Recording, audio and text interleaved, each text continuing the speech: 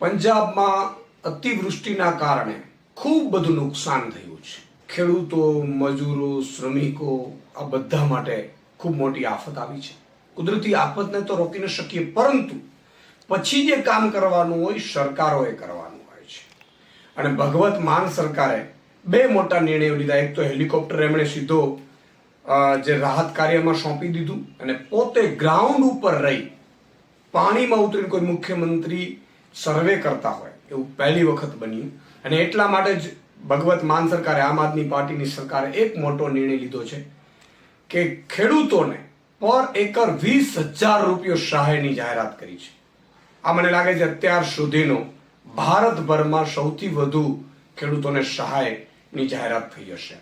એટલું જ નહીં, ખેડૂતોને પાક તો નિષ્ફળ ગયું છે, મોટા ભાગે પાણી ભરાઈ ગયું છે એટલે, પરંતુ ખૂબ બધી રેતી ખેડૂતોના ખેતરમાં ગઈ છે. તો 20,000 રૂપિયા એકર પ્રતિ એકર એ તો આપ્યું જ, સહાય જાહેરાત કરી જ, પરંતુ જે રેતી ખેડૂતના ખેતરમાં ગઈ છે એ રેતી ખેડૂત પોતે વેચી શકશે. આ બીજો મોટો ફાયદો ખેડૂતને થશે. ત્રીજી વસ્તુ એમણે જે નિર્ણય કર્યો છે કે ઘર, વીજળીના થાંભલા અથવા તો જ્યાં પણ નુકસાન છે એનું વ્યવસ્થિત સર્વે કરી અને ઠીક સારો એમને પેકેજ આપવામાં આવશે.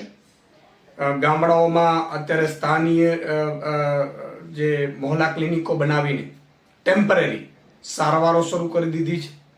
એટલે સૌથી મોટો નિર્ણય જો કહી શકાય ખેડૂતો માટે. જો ખેડૂતોની સરકાર હોય, ખેડૂતોને રાહત આપશે, સ્વાભાવિક છે.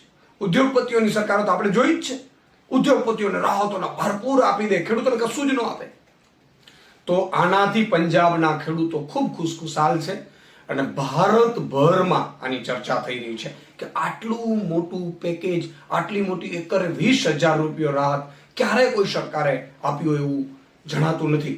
એટલે હું ભગવત માન સાહેબને ખૂબ ખૂબ અભિનંદન આપું છું, આમ આદમી પાર્ટીને, માનનીય અરવિંદ કેજરીવાલજીને, કે જેમણે ગરીબો, વંચિતો, ખેડૂતો માટે ખૂબ વિચાર કર્યું.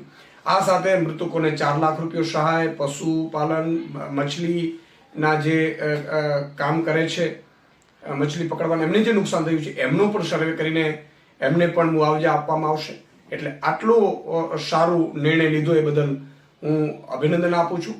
સાથે સાથે તમામ સરકારોએ પણ આ અંગે વિચારવું જોશે. જ્યારે જ્યારે અતિવૃષ્ટિ આવશે આપણે રોકી નહીં શકીએ, પરંતુ આપણે એને રાહત એવી આપવી જોઈએ જેથી કરીને ખેડૂતો પોતે એક વર્ષ નભી શકે.